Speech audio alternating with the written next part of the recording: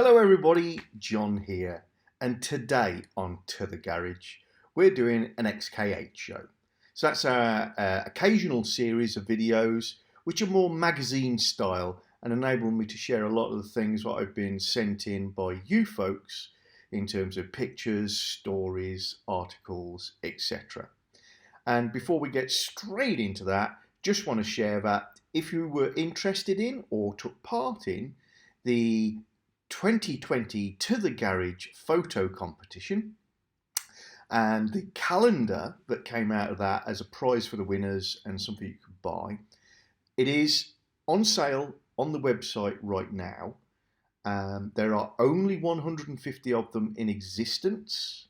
There won't be any more made because I made that promise up front. They're individually numbered and we've got through getting on for 2/3 of those now. I think we've got maybe about 60 at time of making this video still left. So if you are desperate to own one, then go sort that out now before they're gone. I won't be making any more of them because that was a commitment I made. They'd be a limited edition. Right, with no further ado, let's look at what we're going to share with you this time. When Dennis Martin from the States recently sent me some pictures of his XK8, I was impressed by the gold leaper on the front, but was actually fixated on how has it got a gold logo on his wind deflector? A, they're not there normally. B, surely that's a black mesh, it's not a Perspex thing. So had to inquire more and was later to find out that ingeniously what Dennis had done was photocopied a growler image, traced it onto the mesh on his wind deflector, and then used a Krylon gold leaf pen to colour the elements that he'd traced onto the mesh. And it does look like a solid image. And I think it's a really impressive, nice touch. So thanks very much for sharing that with us, Dennis. Our next little article comes in courtesy of another of our subscribers, Colin James. He was also an entrant in the calendar competition with his 97 convertible Black Beauty, which is presented here in a beautiful photograph on Lepe Beach with the Solent and the Isle of Wight in the background. Great photograph, Colin really is. And he's got Apollo wheels on his car, which I think suit it rather well. They're one of the more modern looking XK8 wheels, and sometimes I think they're not right, but I think the Apollos look really good on this. Anyway, to the point, Colin was kind enough to send in a picture of an unusual accessory he's got for Black Beauty, and wanted to know if it was part of the original offering as an accessory or as an aftermarket accessory, etc, etc. It's not something he uses, but he was thinking of selling it and put it on eBay. And this is the item in question, looking a little bit like a seed tray or a pond liner. It's quite obviously a tray to protect the boot area of your car. As you can imagine, this is not going to be a common fitment in XK8s. It's the sort of thing that you might find for a boot area of a Land Rover maybe, but not typically in your high-end luxury sports car. But I have to admit, I'd never ever seen one of these things. And you look on the right hand side, the cutout where it goes round the CD player and the little slope with some really ungainly angles, and it does look a little bit afterthoughty. So anyway, I started having a bit of a trawl through the collection of manuals and brochures and bits and pieces, and sure enough I managed to find it in the 1999 edition of the accessory catalogue for the XK series, and there it is, the boot liner. It was a genuine accessory offered, one piece, high impact ABS plastic boot liner supplied to fit the contours, and it comes in two flavours, one for a car that's got a space saver in and therefore the floor dropped to a lower level, and one without, so it's the higher level. Never ever seen one in real life, so thanks Colin for sending that in, and the answer is yes. Genuine and original Jaguar XK8 accessory. Next, another one from Richard Sutton, who many of you will remember previously inspired one of my secrets of the XK8. And that secret was that if you align your spare wheel correctly, then the spare wheel holes can be made to line up perfectly with the aperture in the polystyrene foam that holds your puzzle nut key or your locking wheel nut key, meaning you don't have to remove the wheel to get at it. Absolutely fantastic. Well, Richard's secrets all seem to have a hole theme, and this is another one of his. He sent me this a long time ago, so sorry Richard, I fully intended to actually film myself doing it, but I've just not got round to it. And that is, it's really difficult to access the diff filler on the XK8 without dropping the suspension down and actually lowering the subframe. However, if you drill a hole in just the right place, then you've got good access. And in Richard's car here, we can see this black grommet, and it's positioned just above and to the left of the big fuse box. And by big, I don't mean lots of fuses. I mean it's got, I think they're 250 amp fuses, right at the back, just behind your spare wheel. And you can take your guide from these pictures, but to give you scale, you just need to know that the hole is 50mm diameter or 2-inch diameter.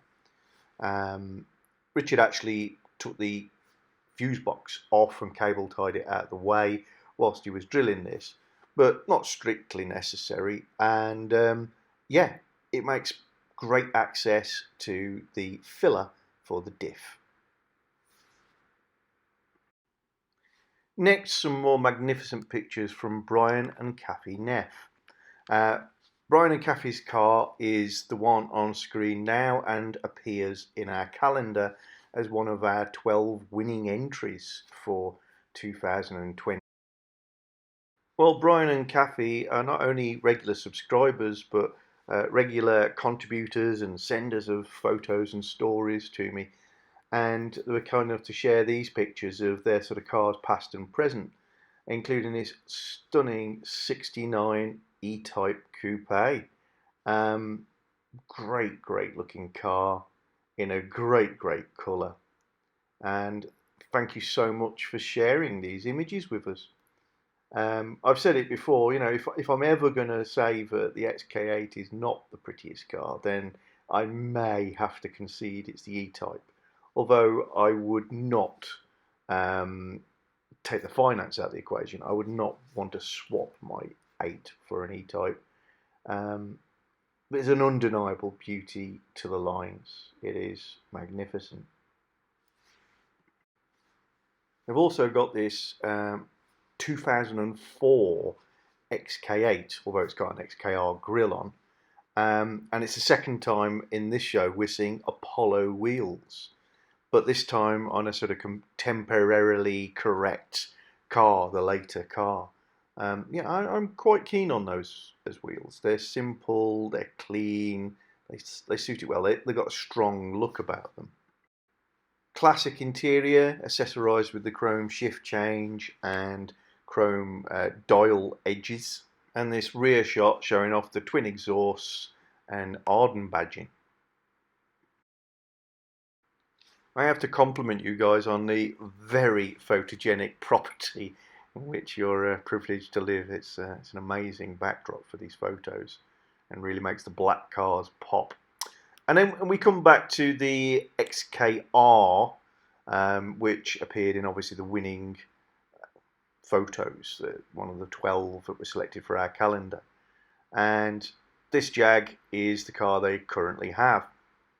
I thought that you might like to see another couple of pictures taken later than the calendar pictures. And the first one is of the car being prepped for respray because of 100, according to Brian, stone chips that are on the car. Tiny little things, but every single one got addressed. And the car is now also sporting ghost stripes, sort of a metallic grey wide stripe with matching pinstripes evenly distributed to either side, down the boot lid and the bonnet. And the bonnet had been given sort of coach line treatment rather than wrapping all the way into the grille. Great car, great images, and thanks for sharing those with everybody, guys. Okay, this next segment, I cannot fully articulate how happy I am that Gerard from New Zealand was open to sharing not only these pictures but his story with us as kind of a cautionary tale. So let me just tell you a little bit about Gerard's car. So what we're looking at is a 4.2 XKR S from 2006. It is literally the 50th from last car off the production line. So in fabulous condition, 50,000 miles, originally sold into Japan and then a year later imported to New Zealand. Gerard actually put a photograph of his car into the calendar competition. It's this rather unusual shot which has many a tale to tell. First note the fantastic number plate Edge, and the magnificent building in the background where Gerard lives. So Gerard's ownership of this car, this photograph was taken about 3 weeks in, I think, and he decided to do a bit of home maintenance and was doing, amongst other things, a radiator flush. And to do his radiator flush, he needed to get the car level, and you can see he lives on a hill, so it's all a bit tricksy. So I'd got the car parked on the driveway and sitting on blocks because nothing's level, so that it could get the whole thing flat to drain out the fluid from the tap under the radiator effectively. It more or less completed that task and decided that the car should let out a little bit more fluid. So I thought it jacked the back up just a little higher to tilt it forward and get the last bits out of the radiator. That's where everything started to go wrong. And again, thank you so much, Gerard, for being such a sport and sharing this with us as a cautionary tale. I'm not going to be able to beat Gerard's account of this, so I'm just going to read direct from one of the messages he sent me. So, mistake number 1. First time I didn't chock the wheels. Mistake number 2. I lifted both rear wheels off of the blocks using the trolley jack just to see if I could get a little more fluid to come out of the radiator. Mistake 3. Down on the ground behind the car, I was lying down looking forward at the draining radiator fluid. 20 seconds later, I stood up as the jack started to move. Mistake 4. This isn't a front wheel drive car, and I hesitated thinking that the auto would stop it moving. Mistake 5. I tried quickly to enter the car, but I was too slow. The car was gone in a flash. It was all over in seconds. There was no coming back. The good news, if you can call it that, is that the fence stopped the car from going into the neighbour's house. It sheared through 5 4-inch timber posts. They were sheared off at ground level as the panels were between the posts. The force was transferred to all 5 posts, stopping the car. Never thought that anything like this could happen to me. There is no good dwelling on it. Let's just take it on the chin and move forward. An incredible escape, I'm sure you'll agree. Could have ended very, very badly. As it turned out, nobody was hurt. The car did have one side destroyed. The door is actually folded back against the front wheel. You can't really see in that photograph. And the reason it travelled so far is the trolley jack stayed under it and acted as a caster. Yeah. This is the photograph that Gerard so gamely entered into our calendar competition this year. It is poignant, it's a great photograph, but actually it didn't make it out of the vetting that myself and Joe did, just because we felt it's such a great story, but without the story it's kind of an odd photo. Once you've heard it, the irony of the registration edge, the close shave, it's a real tale. But yeah, we didn't put that in the calendar competition because we didn't want to have to explain it. I am so grateful to you, Gerard, for sharing your story, and I hope that everybody else will be appreciative of that too, of you being so sporting. Owner and car are now both in fine fettle. Well, our last entry into today's XK8 show better be a doozy to compete with that story. I certainly want to make you smile and congratulate the owners. So this beauty belongs to Cheryl. Her gorgeous 2000 XK8, which lives in Florida with her, had developed a fault code indicating there was a problem with the EVAP system. And they needed to detect where the problem was coming from. They recognised that there was probably a leak but couldn't find it. So Bob put together a very ingenious method of finding the Jaguars' leak. Now, I think I'm quite an inventive sort of chap, but on this occasion, Bob, I think you and the Jag get the cigar. I'll let the pictures talk for themselves. Well done.